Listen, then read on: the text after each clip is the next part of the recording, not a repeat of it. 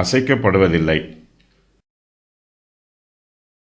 தன் பணத்தை வட்டிக்கு கொடாமலும் குற்றமில்லாதவனுக்கு விரோதமாய் பரிதானம் வாங்காமலும் இருக்கிறான். இப்படிச் செய்கிறவன் என்றென்றைக்கும் அசைக்கப்படுவதில்லை. உத்தமன் தப்பிதமான வழியில் பொருள் சேர்க்க மாட்டான். அநியாயமான காரியங்களை செய்து அவன் தன்னுடைய ஐஸ்வர்யத்தை சேர்க்க மாட்டான்.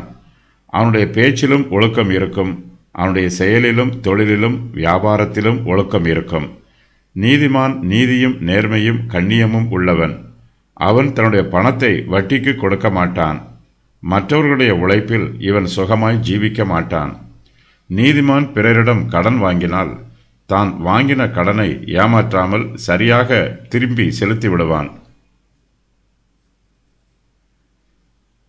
நீதிமான் மற்றவர்களுக்கு கடன் கொடுத்தால் அவர்களிடத்தில் அநியாய வட்டி வாங்க மாட்டான். நீதிமான் தன்னுடைய வீடுகளில் வாடகைக்கு குடியிருப்போரை தேவையில்லாமல் துன்பப்படுத்த மாட்டான். ஒருவேளை நீதிமான் பிறருடைய வீட்டில் வாடகைக்கு குடியிருக்க வேண்டியது வரும் என்றால் அவன் வீட்டின் சொந்தக்காரரை வஞ்சிக்க மாட்டான். கர்த்தருடைய கூடாரத்தில் தங்குகிறவர்களும் தேவனுடைய பரிசுத்த பர்வதத்தில் வாசம் பண்ணுகிறவர்களும் சீயோனுக்கு சொந்தக்காரர்கள். இவர்கள் சீயோனின் பிரஜைகள். இவர்கள் தங்களால் முடிந்த வரையிலும் பிறருக்கு உதவி செய்வார்கள். வட்டி வாங்காமலேயே மற்றவர்களுக்கு மனப்பூர்வமாய் கடன் கொடுப்பார்கள். தன்னிடத்தில் கடன் பட்டவர்களிடம் கடினமாய் நடந்து கொள்ள மாட்டார்கள். ஏழைகள் மீது இரக்கம் காண்பிப்பார்கள். நீதிமான் குற்றமில்லாதவனுக்கு விரோதமாய் பரிதானம் வாங்க மாட்டான்.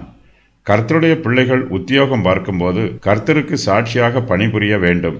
சுய ஆதாயத்திற்காக லஞ்சம் வாங்கக்கூடாது.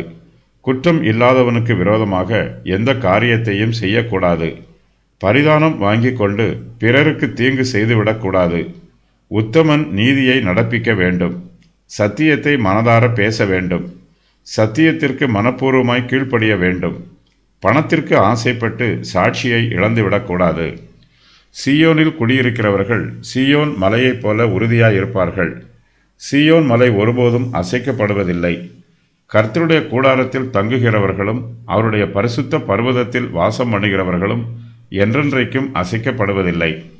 கர்த்தருடைய சபையில் மெய்யான விசுவாசிகளாய் இருக்கிறவர்கள் பாக்கியவான்கள். சபை என்றென்றும் அசைக்கப்படாதது போல விசுவாசிகளும் என்றென்றும் அசைக்கப்படாதவர்களாய் இருப்பார்கள். பாதாளத்தின் வாசல்கள் சபையை மேற்கொள்வதில்லை. சபை இயேசு கிறிஸ்துவாகிய அஸ்திவாரத்தின் மீது கட்டி எழுப்பப்பட்டிருக்கிறது.